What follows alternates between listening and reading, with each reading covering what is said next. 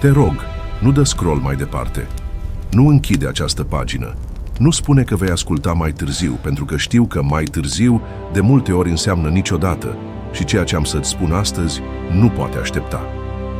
Eu te-am condus până la această clipă cu un scop precis, cu o intenție clară, cu o dragoste care nu cunoaște limite și nu acceptă întârzieri atunci când copilul meu are nevoie urgentă să audă glasul meu. Tu nu ai ajuns aici din întâmplare. Nu algoritmii, nu coincidența, nu norocul te-au adus până în fața acestui mesaj. Eu te-am chemat. Eu am aranjat fiecare detaliu al acestei zile astfel încât ochii tăi să cadă exact pe aceste cuvinte, exact în această secundă, exact atunci când inima ta are cea mai mare nevoie să știe că nu ești uitat, că nu ești abandonat, că nu ești singur în ceea ce trăiești. Știu cât de greu a fost să continui să crezi. Știu cât de multe ori ai simțit că rugăciunile tale se lovesc de tavan și se întorc goale. Știu că sunt zile în care te trezești dimineața cu o greutate în piept pe care nu o poți explica nimănui, o apăsare sordă și continuă care te face să te întrebi dacă mai are rost să lupți, dacă mai are rost să speri, dacă mai are rost să crezi că lucrurile se pot schimba. Știu despre lacrimile pe care le-ai plâns singur, cu fața în pernă, ca să nu te audă nimeni. Știu despre momentele în care ai zâmbat în fața oamenilor, în timp ce pe dinăuntru te sfârmeai în bucăți. Știu despre conversațiile pe care ți-ai dorit să le ai cu cineva, dar nu ai găsit pe nimeni care să înțeleagă cu adevărat. Știu totul și tocmai de aceea ți-am trimis acest mesaj astăzi. Pentru că era momentul, pentru că tu ai rezistat destul, pentru că ceea ce urmează să se întâmple în viața ta va depăși tot ce ai îndrăznit să visezi vreodată. Era o dimineață obișnuită, sau cel puțin așa părea. Te-ai trezit, poate ai băut o cafea, poate ai verificat telefonul, poate ai încercat să-ți planifici ziua, în timp ce în capul tău se învârteau aceleași gânduri care te urmăresc de săptămâni, de luni, poate de ani. Gânduri despre situația financiară care pare că nu se îndreaptă niciodată, despre relația care s-a răcit sau s-a rupt, despre sănătatea care te îngrijorează, despre visul pe care l-ai lăsat să doarmă prea mult timp, despre copilul care te preocupă, despre jobul care te epuizează sau despre absența lui care te sperie. Poate că ai încercat deja tot ce știai să faci. Ai lucrat mai mult. Ai încercat să gândești pozitiv. Ai vorbit cu oameni care pretindeau că te pot ajuta. Ai urmat sfaturi, ai schimbat atitudini, ai făcut compromisuri pe care nu credeai că le vei face vreodată. Și totuși, uite-te unde ești. Încă în același loc, încă cu aceleași întrebări fără răspuns, încă așteptând ceva care întârzie să apară, încă întrebându-te, Doamne, până când? Doamne, ai uitat de mine? Doamne, mai ești acolo? Prea iubitul meu, eu sunt aici. Am fost întotdeauna aici. Și astăzi, prin aceste cuvinte, glasul meu ajunge direct la tine, direct la acea parte din tine pe care o ascunzi de toată lumea, direct la râna aceea veche care încă nu s-a vindecat complet, direct la speranțele acelea pe care le-ai închis într-o cutie și le-ai pus undeva la raft crezând că sunt pierdute. Nu sunt pierdute, le văd, le țin cu grijă și a venit timpul să le deschizi din nou. Nu pleca nicăieri. Rămâne până la finalul acestui mesaj, pentru că ceea ce am să îți dezvălui în minutele următoare va transforma modul în care privești tot ceea ce trăiești. Vei înțelege de ce a durat atât. Vei înțelege ce se pregătește pentru tine. Vei înțelege că fiecare zi de așteptare, fiecare lacrimă, fiecare rugăciune pe care ai crezut că nu a fost auzită, a contribuit la ceva de o mărime pe care mintea ta încă nu o poate cuprinde. Așează-te, respiră și lasă-mă să-ți vorbesc. Dar înainte de a continua, vreau să-ți cer ceva. Dacă aceste cuvinte ajung la inima ta, dacă simți că acest mesaj este pentru tine, dacă recunoști în ce ți-am spus deja ceva din ce trăiești, scrie în comentarii acum: eu nu mă opresc. Dumnezeu lucrează în favoarea mea. Aceasta nu este o simplă frază. Aceasta este o declarație de poziționare spirituală. Este momentul în care tu alegi, în fața cerului și a pământului, să crezi înainte de a vedea. Este momentul în care credința ta iese din tăcere și devine o forță activă în viața ta.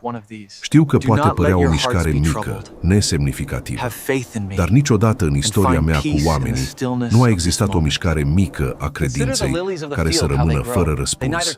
Niciuna. Niciodată. Scrie acele cuvinte, fă acel pas și continuă să asculți.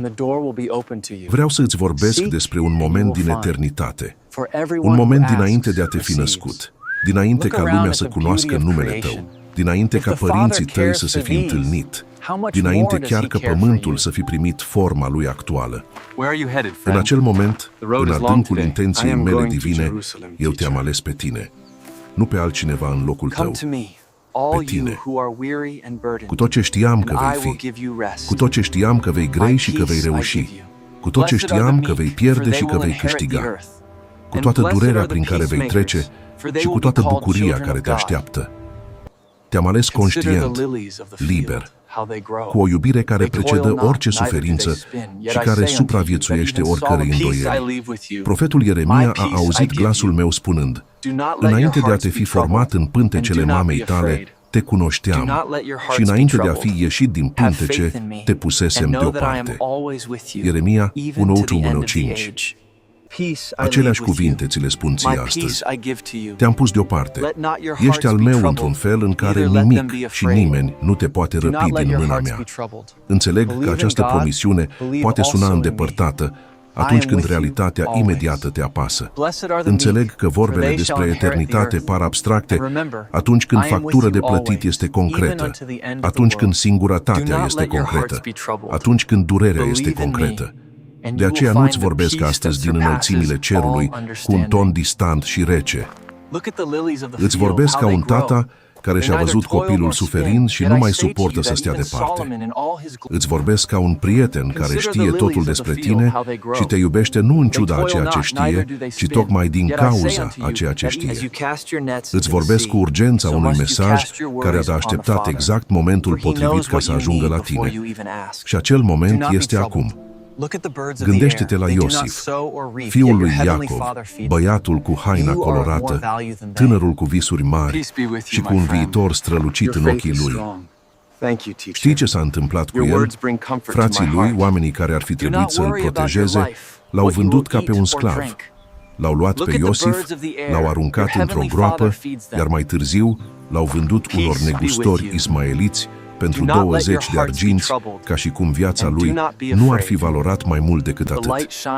Imaginează-ți ce a simțit Iosif în acea groapă, întunericul din jurul lui, strigătele lui care nu au primit răspuns, rugăciunile lui care păreau să se lovească de pereții de piatră. Și mai târziu, în casa lui Potifar, după ce începuse să își recapete speranța, o minciună l-a aruncat în închisoare. Ani de închisoare, ani de întuneric, ani în care nimeni nu l-a căutat, nimeni nu l-a eliberat, nimeni nu a venit să-i spună: Iosife, planul meu pentru tine este încă activ.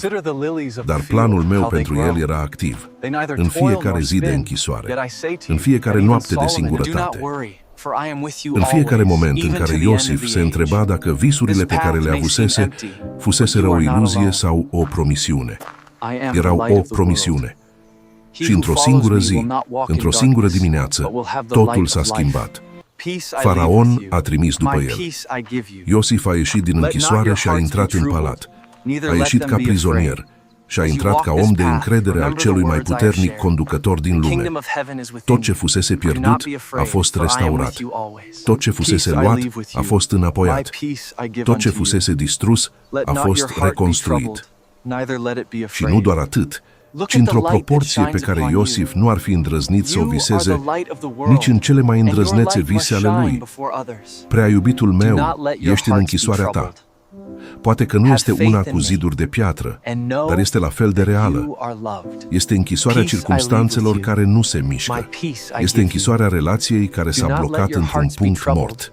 Este închisoarea financiară în care fiecare lună începe cu speranță și se termină cu dezamăgire. Este închisoarea bolii sau a fricii de boală. Este închisoarea singurătății într-o lume care pare plină de oameni conectați între ei. Și îți spun astăzi ceea ce ți-am spus lui Iosif în acele zile de întuneric. Chiar dacă el nu mă auzea cu urechile, nu s-a terminat. Nu am uitat. Ziua eliberării se apropie. În Psalmul 34, David a scris din propria lui experiență a întunericului. Mulți sunt necazurile celui drept, dar Domnul îl scapă din toate. Psalm 34, 19. Nu din unele, din toate. Acesta este planul meu pentru tine. Acum vreau să îți vorbesc despre ceva ce poate nimeni nu ți-a spus până acum. Ceva ce am păstrat pentru momentul potrivit. Și acel moment este chiar acesta. Suferința ta nu este o dovadă a absenței mele. Este o dovadă a pregătirii tale. Fiecare lucru pe care l-ai pierdut, fiecare relație care s-a terminat, fiecare ușă care s-a închis în fața ta, fiecare vis care părea că se destramă, fiecare noapte în care ai adormit cu lacrimi pe obraj și te-ai trezit dimineața cu aceeași greutate în inimă, toate acestea nu au fost accidente, nu au fost pedepse, nu au fost semne ale abandonului meu. Au fost lecții, au fost curățari, au fost redirecționari, au fost moduri prin care eu am lucrat în straturile adânci ale ființei tale pentru a te pregăti pentru ceea ce urmează. Îți amintești de David? Înainte de a deveni regele cel mai mare pe care l-a avut Israel, David a fost un băiat pe care tatăl lui l-a lăsat afară când profetul Samuel a venit să aleagă un rege. Frații lui au stat la masă. David a stat cu oile pe câmp. Tatăl lui nu și-a adus aminte de el. Și totuși eu îl vedeam. Și totuși eu îl pregăteam.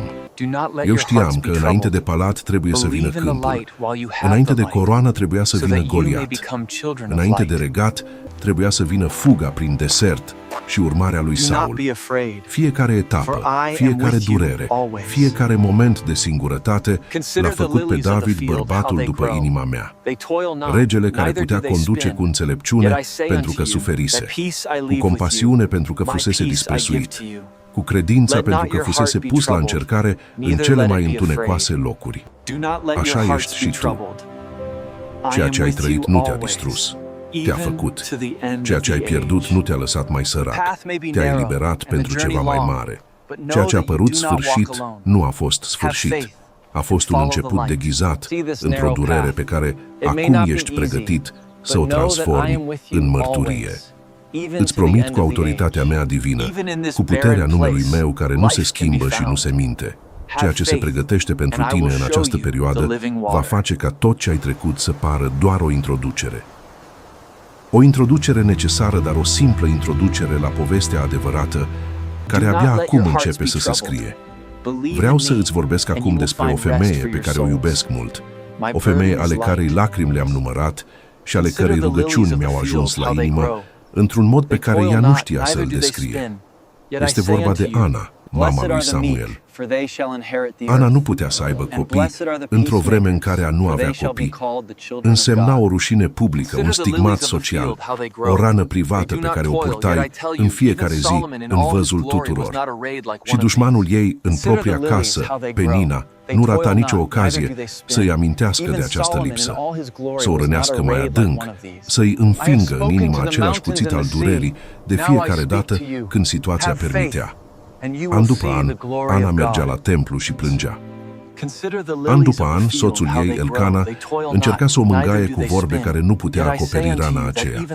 Și în acea noapte binecunoscută, când durerea a atins un nivel pe care nu îl mai putea suporta singură, Ana s-a pus în genunchi înaintea mea cu o rugăciune atât de intensă, încât buzele îi mișcau fără să scoată niciun sunet. El, preotul, a crezut că este beată, dar eu am auzit fiecare cuvânt al acelei rugăciuni tăciute.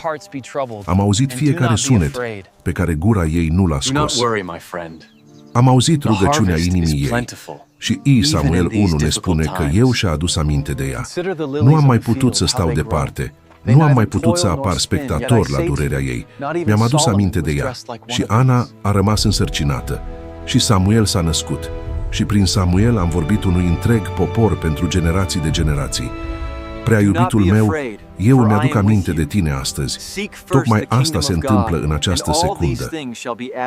Eu îmi aduc aminte de rugăciunile tale tăciute, de cele pe care nu le-ai spus cu voce tare, pentru că nu știai cum să le formulezi, de lacrimile tale pe care le-ai vărsat în intimitate, crezând că nimeni nu le vede. Le-am văzut pe toate, le-am ținut pe toate. Și așa cum am ținut promisiunea față de Ana, o țin și față de tine. Ceea ce ai cerut, ceea ce ai sperat, ceea ce ai visat în cele mai adânci ascunzișuri ale inimii tale, nu a căzut în uitare. A stat în mâinile mele, păstrat cu grijă, maturizat în planul meu perfect și se pregătește să fie eliberat în viața ta la momentul cel mai potrivit. Un moment care este mai aproape decât ai putea crede. Dacă ești încă cu mine, dacă cuvintele acestea ajung la tine, vreau să-ți faci un cadou chiar acum. Apasă butonul de like la acest mesaj. Știu că poate părea un gest mic, aproape nesemnificativ în fața măreției a ceea ce vorbim. Dar în spatele acestui gest mic se ascunde un act de recunoaștere a harului. Este modul tău de a spune, am simțit ceva astăzi, a fost real pentru mine. Este modul tău de a lăsa un semn al trecerii tale prin acest spațiu de har, un semn care poate ajuta și alți oameni ca tine, aflați în aceeași căutare, în aceeași noapte a sufletului, să găsească și ei acest mesaj și să primească și ei ceea ce primești tu acum. Fă acel gest. Nu pentru mine, ci pentru tine și pentru frații tăi de credință, pe care nu i-ai întâlnit încă.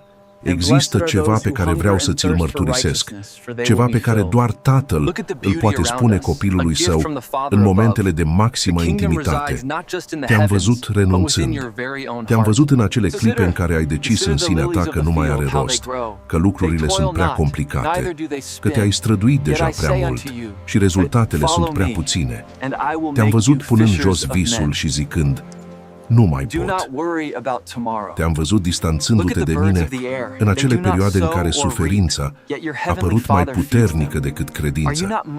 Și îți spun ceva care poate te va surprinde. Nu ți-am purtat pică. Nu te-am judecat. Nu am tras o linie și nu am spus, gata, ai pierdut privilegiul harului meu.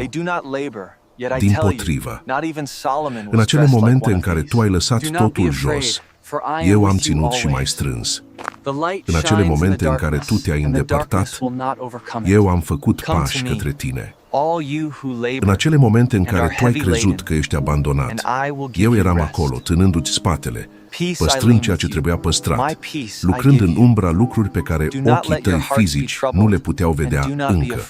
Gând este Moise, cel mai mare conducător pe care l-a cunoscut poporul meu în acea era, omul care a vorbit față în față cu mine, omul prin care am despărțit Marea Rosie și am dat legea pe Sinai, Moise a fugit timp de 40 de ani în desert.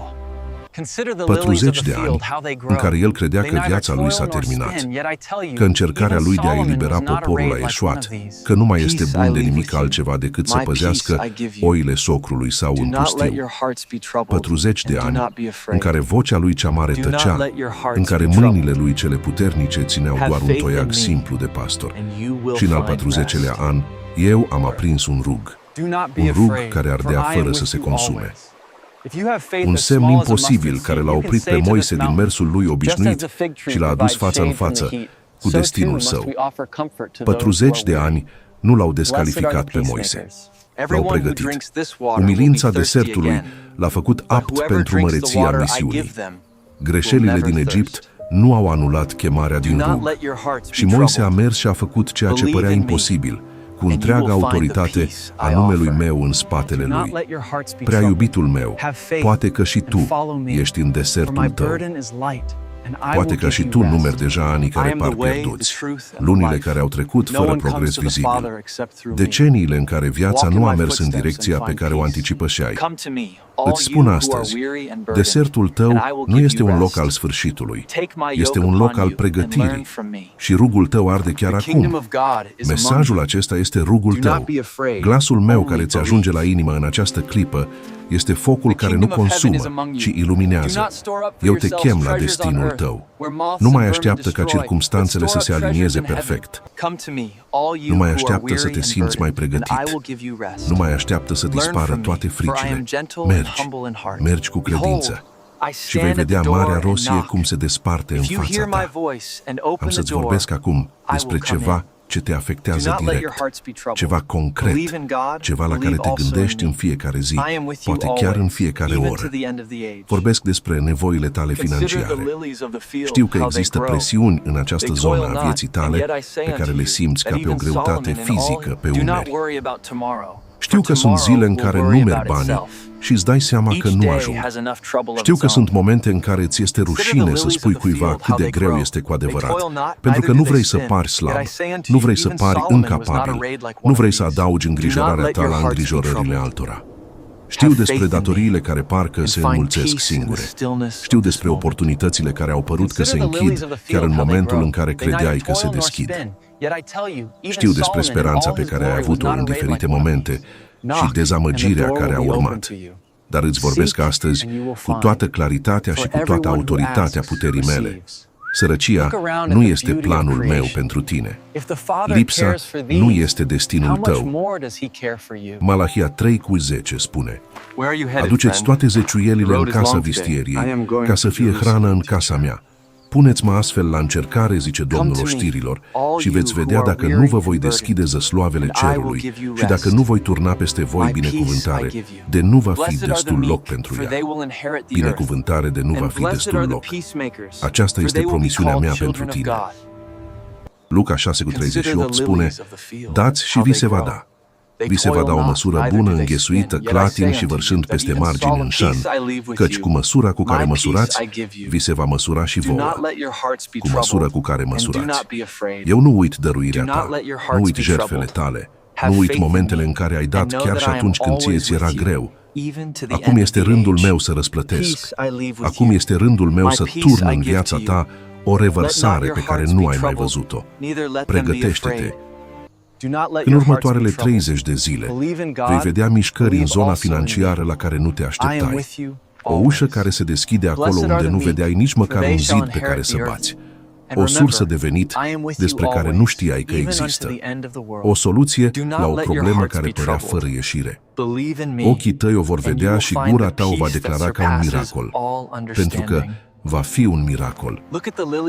Planificat de mine dinainte de nașterea ta, maturizat în laboratorul meu divin și eliberat în viața ta exact la momentul pe care eu l-am stabilit din veșnicii.